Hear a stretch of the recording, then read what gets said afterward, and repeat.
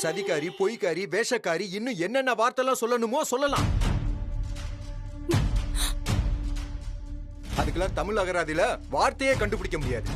நீ சொல்றது எல்லாமே உண்மைதான் கார்த்திக். அந்த குணம் புறா உயிர் தப்பிக்கிற கொஞ்ச நேரத்துக்கு முன்னாடி வரைக்கும் என்கிட்ட இருந்துச்சு. அது பழைய ஸ்வேதா.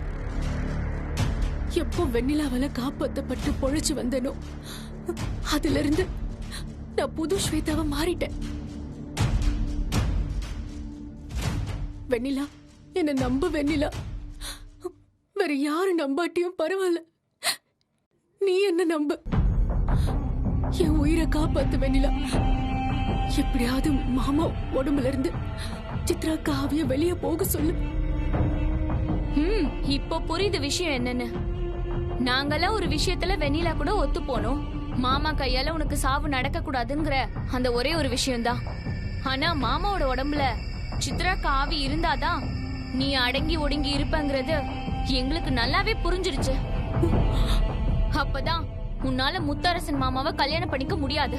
சித்ரா காவி மட்டும் வெளியேறிடுச்சுன்னா உடனே தாலியை கொண்டு வந்து கட்டுங்க கட்டுங்கன்னு சொல்வாதானே? இல்ல கலை, இனிமே நான் அந்த மாதிரி எல்லாம் கேட்க மாட்டேன்.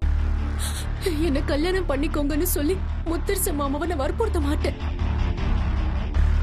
என் உடம்புல உயிர் மட்டும் மிஞ்சி இருந்தா போதும்.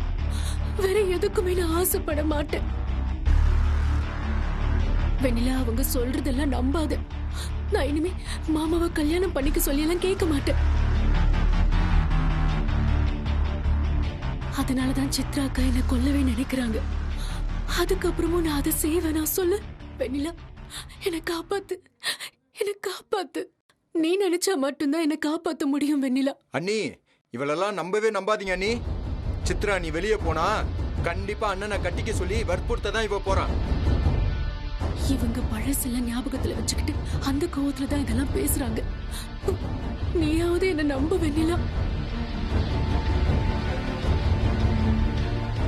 அவங்க சொல்றதுல உண்மை இருக்கதானே செய்யுது. ஏன்னா உங்களை எப்படி நம்புறதுன்னே தெரியலையே. உங்க வார்த்தையை எப்பவுமே நீங்க காப்பாத்தினது இல்ல. சரி, இப்ப நான் என்ன செஞ்சா நீ நம்புவ? நான் கர்ப்பமா இருக்கேன்னு சொன்னேன். நீங்க யாருமே அதை நம்பல. அத மீறி அது சம்பந்தப்பட்ட டாக்டரை கூட்டிட்டு வந்து மிரட்டி பொய் சொல்ல சொன்னீங்க. ஆனா அதுக்கப்புறம் போலீஸ் வந்ததும் எல்லாரோட கூட்டம் வெளிப்பட்டுச்சா இல்லையா? டாக்டர் போலீஸே சாட்சியா வச்சு நான் கர்ப்பம்னு சொன்னாங்க. ஆனா அதையும் நம்பாம ஊரறிய தீ மிதிக்கணும்னு சொன்னீங்க. சரின்னு ஒத்துக்கிட்டு அதையும் செஞ்ச. தாலி கட்டுறதுக்கு குறுக்க வந்த பாம்பு என் கையால புடிச்சு அதையும் நான் நிரூபிச்சேன். இன்னும் நான் என்ன பண்ணணும்? இதோ நிக்கிறாங்களே இந்த குழந்தைங்க, அவங்கள போட்டு தாண்டிட்டுமா? அதெல்லாம் வேண்டாம். உங்க மனசாட்சி படி நீங்க ஒரே ஒரு சத்தியம் பண்ணுங்க. இனிமே முத்து மாமாவை கல்யாணம் பண்ணிக்கிறதுக்கு ஆசைப்பட மாட்டேன், முத்து மாமாக்கு எந்த தொல்லையும் கொடுக்க மாட்டேன்னு கற்பூரம் அணைச்சு சத்தியம் பண்ணுங்க.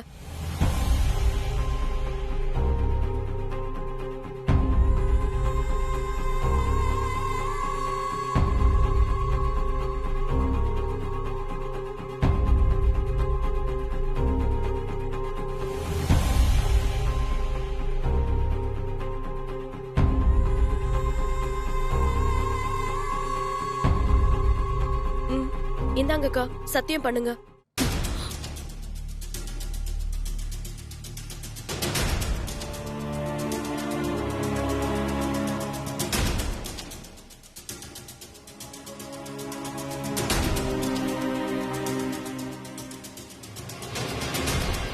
சாமி மேல சத்தியமா இந்த கற்பூரத்து மேல அடிச்சு சத்தியம் பண்றேன்.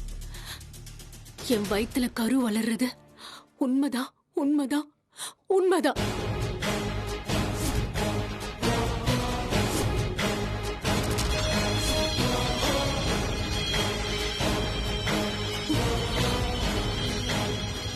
இங்க பாரு வெண்ணிலா, நான் எதுக்காக உன்கிட்ட கெஞ்சுறேன்னு உனக்கு புரிஞ்சிருக்கும்.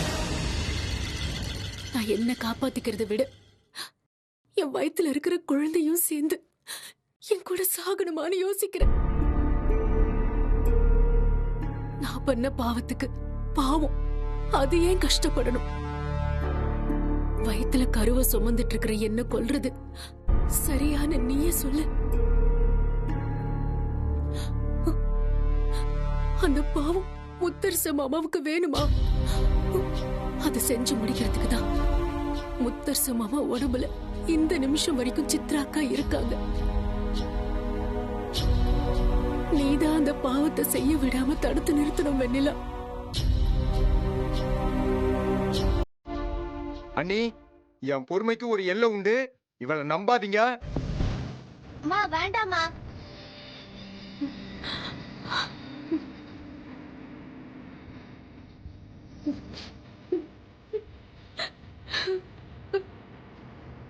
நீங்க 1000 சொன்னாலும் சரி, என் முடிவு ஸ்வேதாக்காவை காப்பாத்துறதுதான்.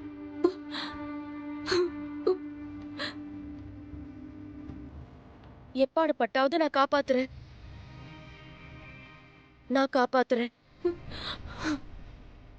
ஏன்னா என் வயிற்றுலயும் 2 குழந்தைங்க வளருது. உங்களை நான் காப்பாத்துறேன் ஸ்வேதாக்கா.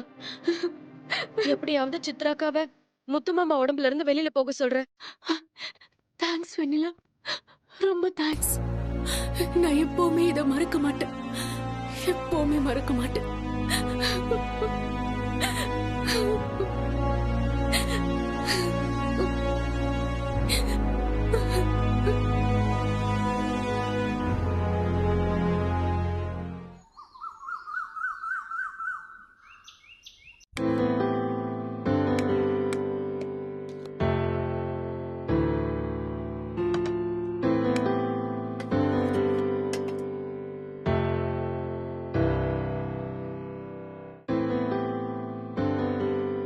இந்தா உத்ரா, கேசரி சாப்பிடு. அம்மா ருத்ராவுக்கு? ருத்ராக்கு இல்லாம இருக்குமா? ஏதோ இன்னொரு பிளேட்ல ரெடியா இருக்கு, அவளுக்கு தான் எடுத்துட்டு போறேன். அம்மா எதுக்கு திடீர்னு கேசரி செஞ்சிருக்கீங்க? கேசரினா உனக்கு ரொம்ப பிடிக்கும்ல, அதான் பண்ணேன். இந்தாங்கம்மா, நீங்க ஒரு வாய் சாப்பிடுங்க. பரவாயில்ல, நீ சாப்பிடு. சாப்பிடுங்கம்மா.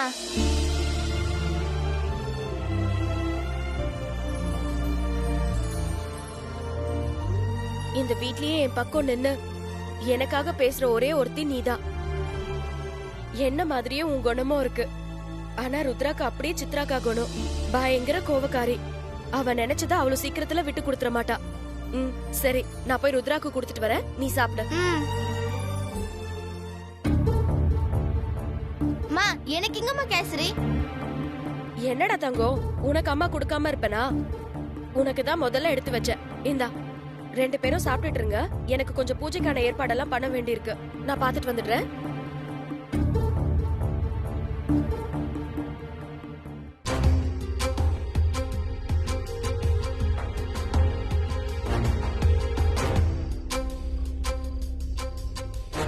இங்க பாரு, சத்தியமா சொல்றேன், நீ நினைக்கிற மாதிரி எதுவுமே இல்ல.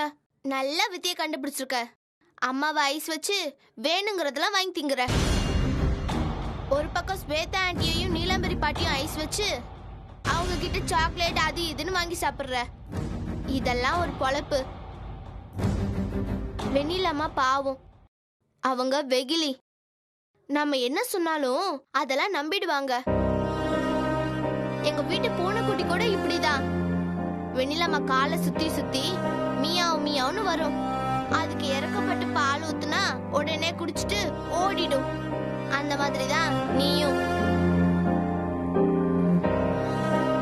நீ கண்ணீர் விட்டா அதுக்கெல்லாம் இறக்கப்படுற ஆள் நான் இல்ல.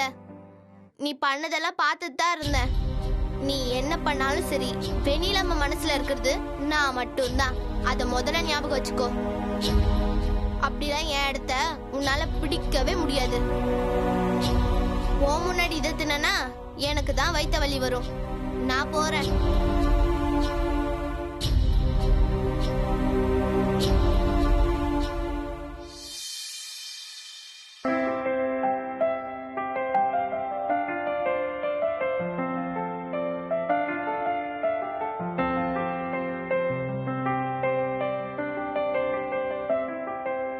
வா முத்து மாமா.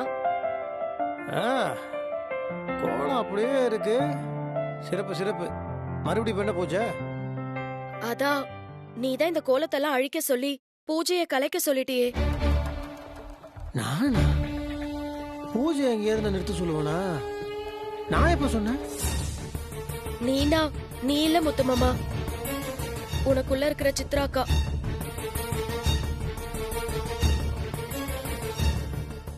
இங்க பாரு முத்துமாமா, வீட்டுக்குள்ள இப்படி பூஜை நடக்கிறதுக்கான ஏற்பாடெல்லாம் பண்ணி அதை நடத்தாம விட்டா அது தெய்வ குத்தமாயிடும், குடும்பத்துக்கே ஆகாது. அதான் அதுக்கு பரிகாரமா இந்த பூஜை பண்ணிடலான்னு. உட்கார் முத்துமாமா.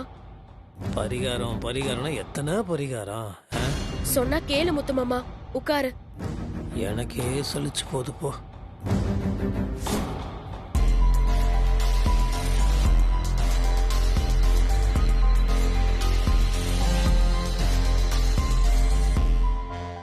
வாங்க ஸ்வேதாக்கா, பூஜையில நீங்களும் கலந்துக்கோங்க. வெண்ணிலா, முத்துமாமா, நான் சொல்றத கொஞ்சம் அமைதியா கேள. இப்போ உன் உடம்புல சித்ராக்கா ஆவி இருக்கிறதுனால வீட்ல இருக்கிற எல்லாருமே உன்னை பார்த்து பயப்படுறாங்க. குழந்தைங்கலாம் கூட உன் பக்கத்துல நெருங்கி வர்றதுக்கு பயப்படுறாங்க. என்னால கூட உன் கூட பழையபடி ஆசையா பேசவோ நெருங்கவோ முடியல. மனசுக்குள்ள ஏதோ செய்யுது. உன் உடம்புக்குள்ள இருக்கிற சித்ராக்கா ஸ்வேதாக்காவும் உன் மூலமா பழி வாங்கணும்னு துடிக்கிறாங்க. எனக்கு நல்லது செய்யதான் சித்ராக்கா இதெல்லாம் பண்றாங்கன்னு எனக்கு தெரியுது. ஆனா அவங்க தேர்ந்தெடுத்த வழிதான் தப்பா இருக்கு. அதனால நான் சொல்றத கேப்பியா? என்ன? உன் உடம்புல இருக்கிற சித்ராக்கா ஆவிய வெளியே அனுப்பிடலாம் முத்துமாமா.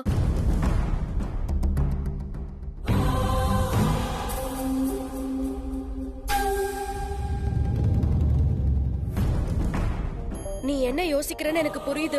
ஸ்வேதாக்காவை நினைச்சுதானே முத்துமாமா? ஸ்வேதாக்கா முழுக்க முழுக்க திருந்திட்டாங்க.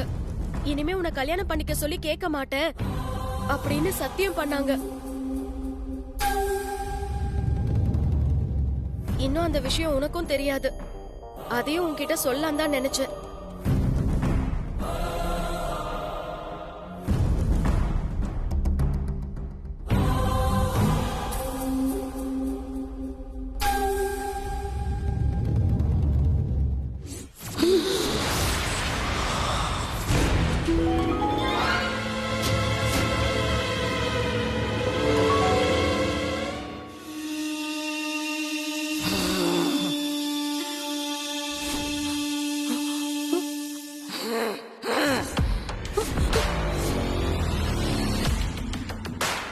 யாரு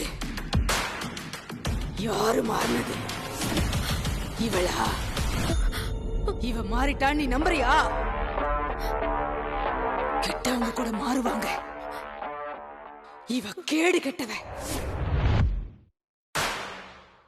இவ மாறவே மாட்டா. சாத்தான் வேதம் ஓதாது வெண்ணிலா. பொய் சத்தியம் பண்ணியா? பொய் சத்தியம் பண்ணியா? இங்க வா, இங்க வா. உன்னை கொல்லாம. மாமா, முத்துமாமா, முத்துமாமா சொன்னா கேளு முத்துமாமா. விடு மாமா. விடு வெண்ணிலா. இல்ல, விட மாட்டேன் முத்துமாமா. நான் முத்துமாமா இல்ல, விடு. முத்துமாமா, மாமா வேணாம் முத்துமாமா, சொன்னா கேளு முத்துமாமா. விடு வெண்ணிலா. முத்துமாமா, முத்துமாமா சொன்னா கேளு மாமா. விடு. இங்க பாரு வெண்ணிலா, நீ புள்ளத்தாச்சி பொண்ணு, அதனால நான் சும்மா இருக்கேன். கையெடு. வேண்டாம் முத்துமாமா, சொன்னா விடு. கேளு. விடு வெண்ணிலா. யார சத்தியம் பண்ணி ஏமாத்துற? இவளை ஏமாத்தலாம், என்ன ஏமாத்த முடியாதுடி. உன் சாவு என் கையில தான். நான் சொன்னது சொன்னதுதான். சொன்னா கேளுங்க சித்ரா அக்கா. நிலா, கையெடு. அக்கா வேண்டாம், விடு. சொன்னா கேளுங்க அக்கா. வெண்ணிலா, விடு வெண்ணிலா. வேண்டாம் சித்ரா அக்கா, விட்டுருங்க சித்ரா அக்கா. நான் உங்களை விட மாட்டேன். எந்திரி, எந்திரி வெண்ணிலா. இவளுக்காக நீ பறிஞ்சு பேசாத. எந்திரி. இவளை கொல்லாம காலை விடு வெண்ணிலா. நீங்க பாருங்க சித்ரா அக்கா, ஸ்வேதா அக்காவை அடிக்கிற உரிமை இந்த வீட்ல இருக்கிற வேற யாருக்குமே கிடையாது. அவங்கள மன்னிக்கிறதுக்கும் தண்டிக்கிறதுக்குமான எல்லா உரிமையும் முத்துமாமாக்கு மட்டும் தான் இருக்கு. வெண்ணிலா, புரியாம பேசாத. உன் வாழ்க்கை நல்லா இருக்கணுங்கிறதுக்காக தான் நான் இதை பண்ணிட்டு இருக்கேன். விடு. அண்ணா, தயவு செஞ்சு நீங்களும் ஒரு விஷயத்தை புரிஞ்சுக்கோங்க. என் வாழ்க்கைய நான் பாத்துக்கிறேன்க்கா. முத்து மாமா எனக்காக இருக்காரு. அவர் என்ன பாத்துப்பாரு. நானும் முத்து மாமாவும் எப்பவும் சந்தோஷமா இருக்கணும்னா தயவு செஞ்சு முத்து மாமா உடம்ப விட்டு போயிடுங்க. அதுதான் எங்களுக்கு நல்லது. அது நல்லது இல்ல. நான் போயிட்டேன்னா இவ ஏதாவது ஒண்ணு பண்ணுவா. உன் வாழ்க்கையை கெடுத்துருவா வெண்ணிலா. விடு. இல்லக்கா, இங்க என்ன நடந்தாலும் சரி, அத நானும் முத்து மாமாவும் பாத்துக்கிறோம். நீங்க முதல்ல வெளியில போயிடுங்க. அக்கா, தயவு செஞ்சு எங்களை வாழ விடுங்கக்கா. தயவு செஞ்சு எங்களை வாழ விடுங்கக்கா. என் மேல சத்தியமா சொல்றேன். தயவு செஞ்சு போயிடுங்கக்கா. புள்ளத்தாச்சி பொண்ணு, நீ சத்தியம் பண்ணக்கூடாது. கையெடு.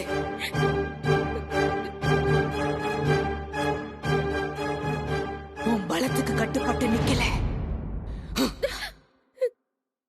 உன் பாசத்துக்கு கட்டுப்பட்டு நிக்கிறேன்.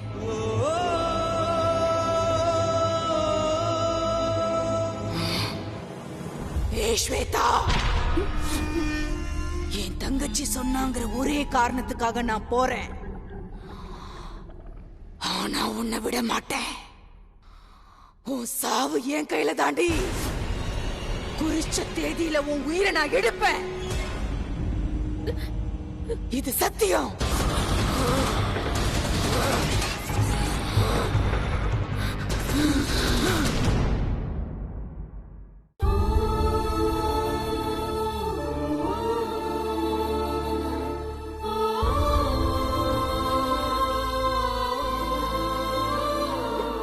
முத்து மாமா, சீக்கிரம் தண்ணி தெளி.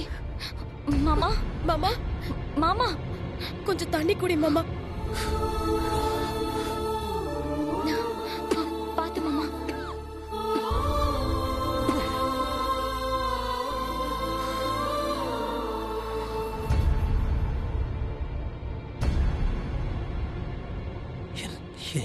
என்னாச்சு? ஒண்ணும் இல்ல முத்து மாமா, நல்ல விஷயம் தான் நடந்திருக்கு. சித்ராக்கு ஆவி உன் உடம்ப விட்டு போறேன்னு சொல்லி போயிடுச்சு.